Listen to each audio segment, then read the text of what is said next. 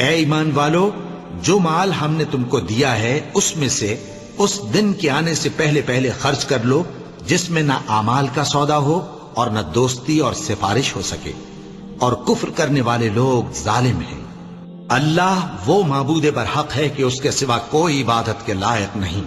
जिंदा है, सबको थामने वाला, उसे न ऊंग आती है न नींद। जो कुछ आसमानों में और जो कुछ जमीन में है सब उसी का है।